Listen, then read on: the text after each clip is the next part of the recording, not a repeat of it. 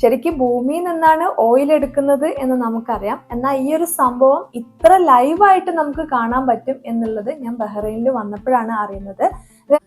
Baggage drop ചെയ്യാനും അതുപോലെ തന്നെ ബോർഡിംഗ് പാസും നമുക്ക് 24 അവർ മുമ്പ് തന്നെ ഗൾഫ് എയറിൽ ചെയ്യാവുന്നതാണ്. കുട്ടികളൊക്കെ ആയിട്ട് ബഹ്റൈൻ ട്രാവൽ ചെയ്യുന്നവർ അല്ലെങ്കിൽ ബഹ്റൈനിൽ താമസിക്കുന്നവരൊക്കെ മസ്റ്റ് ആയിട്ടും ട്രൈ ചെയ്യേണ്ട ഒന്നാണ് കുട്ടികൾക്കുള്ള പോട്ടറി ക്ലാസ്സുകൾ. കയാക്ക് അല്ലെങ്കിൽ പാഡ്ലിംഗ് ഒക്കെ ഇഷ്ടപ്പെടുന്നവരാണെങ്കിൽ അവർക്ക് പറ്റിയൊരു പെർഫെക്റ്റ് സ്പോട്ടാണ്. സിറ്റി വ്യൂ ഒക്കെ കണ്ട് നമുക്ക് കയാക്ക് അല്ലെങ്കിൽ പാഡ്ലിംഗ് ചെയ്യാം ഇവിടെ.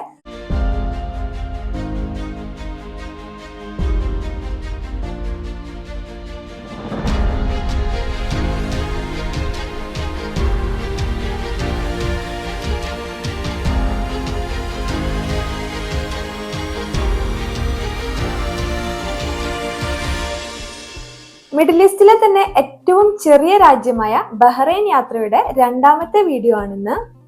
5000 വർഷം പഴക്കമുള്ള പോട്ടറി അഥവാ മൺപാത്ര നിർമ്മാണത്തിന്റെ ചരിത്രമാണ് ബഹ്റൈൻ എന്ന ഈ ഒരു കുഞ്ഞു രാജ്യം നമുക്ക് മുന്നിൽ കാണിച്ചു തരുന്നത്. ലോകത്തിലെ തന്നെ ഏറ്റവും പഴക്കം ചെന്ന നാഗരികതയായിരുന്ന ദിൽമുൻ കാലഘട്ടത്തില് ശവസംസ്കാരത്തിന് പോലും അവര് മണ്ണുകൊണ്ട് നിർമ്മിച്ച ഒരു പ്രത്യേക തരം ശവപ്പെട്ടി പോലെ ഒരു സംഭവമാണ് യൂസ് ചെയ്തിരുന്നത്. ടൂറിസം വളരുന്നതിന്റെ കൂടെ തന്നെ അവർ ഒത്തിരി പ്രോത്സാഹിപ്പിക്കുന്ന മറ്റൊന്നാണ് ഈ ഒരു പോട്ടറി എന്ന് പറയുന്നത്. ഇഷുവിന്റെ ഫേസ് ശ്രദ്ധിച്ചാൽ മനസ്സിലാകും അവള് എത്രത്തോളം അത് എൻജോയ് ചെയ്യുന്നുണ്ട് എന്ന്.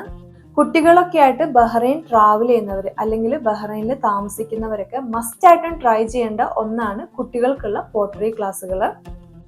ബഹ്റൈനിലെ റിഫ എന്ന് പറയുന്ന സ്ഥലത്താണ് ഈ ഒരു പോട്ടറി ചെയ്യുന്നവർ താമസിക്കുന്നത്. അതിന്റെ കാരണം അവിടുത്തെ പ്രത്യേക തരത്തിലുള്ള മണ്ണ് തന്നെയാണ്. ഇതിനു വേണ്ടി നമ്മൾ നേരത്തെ ബുക്ക് ചെയ്യേണ്ട ആവശ്യമൊന്നുമില്ല. ഗൂഗിൾ നോക്കിയിട്ടുണ്ടെങ്കിൽ അവരുടെ വർക്കിംഗ് അവേഴ്സ് നമുക്ക് കിട്ടും. ആ ഒരു സമയത്ത് പോയി റിസപ്ഷനിൽ ചെറിയൊരു എമൗണ്ട് പേ ചെയ്താൽ മതി. നമ്മൾ വളരെ ചെറുതെന്ന് വിചാരിക്കുന്ന ഒരു കാര്യമാണ്, പക്ഷെ പിള്ളേർക്ക് അത് പറയുമ്പം അവർക്കൊരു എക്സൈറ്റ്മെന്റ് ഉണ്ട്. ഇത് എങ്ങനെയാണ് ഉണ്ടാക്കുന്നത്, ഇത് എങ്ങനെയാണ് ഈ ഒരു ഫോമിൽ വരുന്നത്, അതൊക്കെ അവർ വളരെ വ്യക്തമായിട്ട് തന്നെ പറഞ്ഞു കൊടുക്കുന്നുണ്ട്. നമ്മൾ ഈ ഒരു യാത്ര പ്ലാൻ ചെയ്യുന്ന സമയത്ത് ബഹ്റൈനിൽ ഇങ്ങനൊരു സംഭവം ഉണ്ട് എന്ന് പറഞ്ഞപ്പം ഇഷുവിന് ഭയങ്കര എക്സൈറ്റ്മെന്റ് ആയിരുന്നു. സ്വന്തമായിട്ട് പോട്ടറി ചെയ്യണം, ഇത് കാണണം എന്നൊക്കെ ഉള്ളത് അവളുടെ ഒരു താല്പര്യമായിരുന്നു. അതുപോലെ തന്നെ അവളത് എൻജോയ് ചെയ്യുകയും ചെയ്തിട്ടുണ്ട്. നമ്മൾ ഈ ഒരു യാത്ര ചെയ്യുന്നത് ജൂണിലാണ്. അപ്പോൾ മിഡിൽ ഈസ്റ്റിലെ ആ ഒരു ടെമ്പറേച്ചർ കാര്യങ്ങളൊക്കെ ഊഹിക്കാവുന്നതേ ഉള്ളൂ. അതുകൊണ്ട് തന്നെ പകല് സമയത്ത് നമ്മൾ ഇൻഡോർ കാര്യങ്ങളാണ് അധികവും എക്സ്പ്ലോർ ചെയ്യുന്നത്. സൺസെറ്റ് സമയത്താണ് നമ്മൾ ഔട്ട്ഡോർ വരുന്നത്. അപ്പോൾ നെക്സ്റ്റ് നമ്മൾ പോകുന്നത് മനാമ സൂക്കിലേക്കാണ്. നമ്മൾ എത്രയൊക്കെ മിഡിൽ ഈസ്റ്റ് കൺട്രി വിസിറ്റ് ചെയ്തു എന്ന് പറഞ്ഞാലും ആ ഒരു സൂക്കിൽ എത്തുമ്പോഴാണ് നമ്മളൊരു മിഡിൽ ഈസ്റ്റിൽ എത്തി എന്ന് നമുക്ക് ആ ഒരു ഫീൽ അല്ലെങ്കിൽ ആ ഒരു വൈബ് കിട്ടുന്നത്. പിന്നെ ഈ ഒരു മനാമ സൂക്കിന് മറ്റൊരു പ്രത്യേകത കൂടിയുണ്ട്. ഈ സൂക്കിനകത്ത് ഒരു കൃഷ്ണന്റെ അമ്പലമുണ്ട്. പൊതുവെ അറേബ്യൻ കൺട്രീസിൽ അങ്ങനെ ഒരു അമ്പലം കാണുക എന്ന് പറയുന്നത് വളരെ റെയർ ആയിട്ടുള്ള ഒരു സംഭവമാണ്. നമ്മൾ സൂക്കൊക്കെ കണ്ട് ആ ഒരു ലൊക്കേഷനിൽ എത്തിയപ്പോഴേക്ക് അവരുടെ ക്ലോസിംഗ് ടൈം ആയിരുന്നു. അതുകൊണ്ട് അതിന്റെ ഉള്ളു കാണാൻ നമുക്ക് പറ്റിയിട്ടില്ല. നമ്മൾ ഈ ഒരു യാത്ര പ്ലാൻ ചെയ്യുന്ന സമയത്ത് നമ്മളൊരു ഫ്രണ്ട് ഉണ്ട്, ഷഹീർ. ഫ്രണ്ട് എന്ന് പറയാൻ പറ്റില്ല, ഫാമിലി തന്നെയാണ്. അവര് ബഹ്റൈനിലാണ്. അവരാണ് നമ്മളെ കംപ്ലീറ്റ് ആയിട്ട് ഹെൽപ്പ് ചെയ്തിട്ടുള്ളത്. അവർക്ക് അവിടെ ഒരു ചെറിയൊരു മലയാളി ഗ്യാങ് ഉണ്ട്. ഇപ്പൊ രാത്രിയായപ്പം അവരെ മീറ്റ് ചെയ്യാം എന്ന് പറഞ്ഞിട്ടാണ് ഞങ്ങളെ വിളിച്ചുകൊണ്ട് പോകുന്നത്. ആക്ച്വലി നമുക്ക് പരിചയമില്ലാത്ത ഒരാളെ കാണുക എന്ന് പറയുന്നത് തന്നെ ഭയങ്കര ബോറിംഗ് ആണ്. എന്നാൽ അവർ ഒത്തിരി ആളുകളുണ്ട്.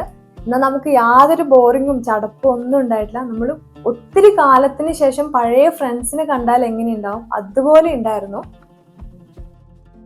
നമ്മുടെ നാട്ടില് പള്ളിപ്പെരുന്നാളൊക്കെ ഉണ്ടാവുന്ന സമയത്ത് ലൈറ്റ് ഇട്ട പോലെ ഇല്ലേ, ബാബ്കോയുടെ ഓയിൽ റിഫൈനറി ആണിത്. ബഹ്റൈനെ നമ്മൾ എത്രയൊക്കെ കുഞ്ഞു രാജ്യം എന്ന് പറഞ്ഞാലും ലോക സമ്പന്ന രാജ്യങ്ങളുടെ ലിസ്റ്റ് എടുത്തിട്ടുണ്ടെങ്കിൽ ബഹ്റൈൻ നമുക്കതിൽ കാണാൻ പറ്റും. അതിന്റെ മെയിൻ കാരണം അവരുടെ ക്രൂഡ് ഓയിൽ റിസോഴ്സ് തന്നെയാണ്. ശരിക്കും ഭൂമിയിൽ നിന്നാണ് ഓയിൽ എടുക്കുന്നത് എന്ന് നമുക്കറിയാം. എന്നാൽ ഈ ഒരു സംഭവം ഇത്ര ലൈവായിട്ട് നമുക്ക് കാണാൻ പറ്റും എന്നുള്ളത് ഞാൻ ബഹ്റൈനിൽ വന്നപ്പോഴാണ് അറിയുന്നത്. വേറൊരു കൺട്രീസിലും ഇതിങ്ങനെ നമുക്ക് നേരിട്ട് പോയി കാണാൻ പറ്റും എന്ന് നമ്മൾ ഇതുവരെ കേട്ടിട്ടില്ല. അങ്ങനെ ലൈഫിൽ ഒട്ടും പ്രതീക്ഷിക്കാത്തൊരു സംഭവം നേരിട്ട് കാണാനുള്ള ഭാഗ്യമുണ്ടായി. ഗൾഫ് എയറിൽ യാത്ര ചെയ്യുന്നവർക്ക് ഞാൻ നല്ലൊരു ടിപ്പ് പറഞ്ഞുതരാം. നമ്മൾ ഈ ഒരു യാത്ര ചെയ്തിട്ടുള്ളത് ഗൾഫ് എയർ വഴിയാണ്. വൈകുന്നേരമാണ് നമ്മൾ റിട്ടേൺ ഫ്ലൈറ്റ് ഉള്ളത്. എന്നാൽ രാവിലെ തന്നെ നമ്മൾ ഹോട്ടലിൽ നിന്ന് ചെക്ക് ഔട്ട് ചെയ്ത് ബാഗേജ് എയർപോർട്ടിൽ ഡ്രോപ്പ് ചെയ്തു. ബാഗേജ് ഡ്രോപ്പ് ചെയ്യാനും അതുപോലെ തന്നെ ബോർഡിംഗ് പാസും നമുക്ക് 24 അവർ മുമ്പ് തന്നെ ഗൾഫ് എയറിൽ ചെയ്യാവുന്നതാണ്. അപ്പൊ ആ ഒരു ഡേ ഈവനിങ് ആണ് ഫ്ലൈറ്റ് എന്നുണ്ടെങ്കിലും എന്തായാലും രാവിലെ ഹോട്ടലിൽ ചെക്ക്ഔട്ട് ചെയ്യണം. പിന്നെ ലഗേജുമായിട്ട് നമ്മൾ കൂടുതൽ കളിക്കേണ്ട ആവശ്യം വരുന്നില്ല. നെക്സ്റ്റ് നമ്മൾ പോകുന്നത് ഭയങ്കര സ്പെഷ്യൽ ആയിട്ടുള്ള ഒരു സ്ഥലത്തേക്കാണ്.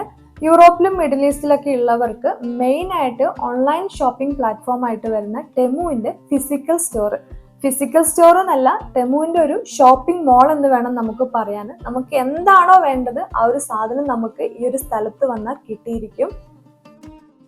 ബഹ്റൈനിലെ മെയിൻ പള്ളിയാണ് അൽഫത്തെ ഗ്രാൻഡ് മോസ്ക്.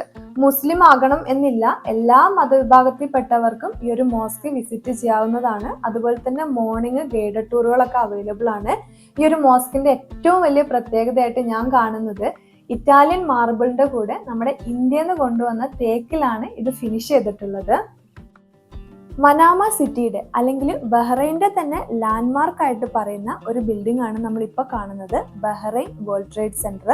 ഒത്തിരി പ്രത്യേകതകളുള്ള ഒരു ബിൽഡിംഗ് ആണത്. ഒരു ഐലൻഡ് കൺട്രി ആയിട്ട് പോലും നമുക്ക് ഒത്തിരി വാട്ടർ ആക്ടിവിറ്റീസ് ഒന്നും ചെയ്യാൻ പറ്റിയിട്ടില്ല. ചിലപ്പോൾ ഇപ്പോൾ സീസൺ അല്ലാത്തത് കൊണ്ടും ആയിരിക്കാം. നമ്മൾ അങ്ങനെ പോകുന്നതിന് മുമ്പ് എന്തെങ്കിലും ഒരു ആക്ടിവിറ്റി ചെയ്യണം എന്ന് വിചാരിച്ചിട്ടാണ് ബഹ്റൈൻ ബേയിൽ എത്തുന്നത്. ബഹ്റൈൻ്റെ തന്നെ അല്ലെങ്കിൽ മനാമ സിറ്റിയുടെ പുതിയൊരു ഫേസ് ആണ് ബഹ്റൈൻ ബേ എന്ന് പറയുന്നത്. ഒരു ഈവനിങ് സൺസെറ്റ് ടൈമൊക്കെ സ്പെൻഡ് ചെയ്യാൻ പറ്റിയ ഒരു അടിപൊളി ലൊക്കേഷൻ. കയാക്ക് അല്ലെങ്കിൽ പാഡ്ലിംഗ് ഒക്കെ ഇഷ്ടപ്പെടുന്നവരാണെങ്കിൽ അവർക്ക് പറ്റിയൊരു പെർഫെക്റ്റ് സ്പോട്ടാണ്. സിറ്റി വ്യൂ ഒക്കെ കണ്ട് നമുക്ക് കയാക്ക് അല്ലെങ്കിൽ പാഡ്ലിംഗ് ചെയ്യാം ഇവിടെ. കുട്ടികൾക്കാണെങ്കിലും അവിടെ ഒത്തിരി ഗെയിംസ് കാര്യങ്ങളൊക്കെ ഉണ്ട്. ഞങ്ങളുടെ ബഹ്റൈൻ യാത്രയുടെ വിശേഷങ്ങൾ ഇവിടെ തീരുകയാണ്. ശരിക്കും ബഹ്റൈൻ എന്ന് പറയുന്നത് ഒരു കുഞ്ഞു കൺട്രിയാണ്. നമ്മൾ ആലോചിച്ചിട്ടുണ്ടെങ്കിൽ ഒന്നും കാണാനില്ല എന്ന് വിചാരിക്കും. എന്നാൽ നമ്മൾ 3 ദിവസം ഇവിടെ ഉണ്ടായിട്ടും നമ്മൾ കാര്യമായിട്ടൊന്നും കണ്ടു കഴിഞ്ഞിട്ടില്ല.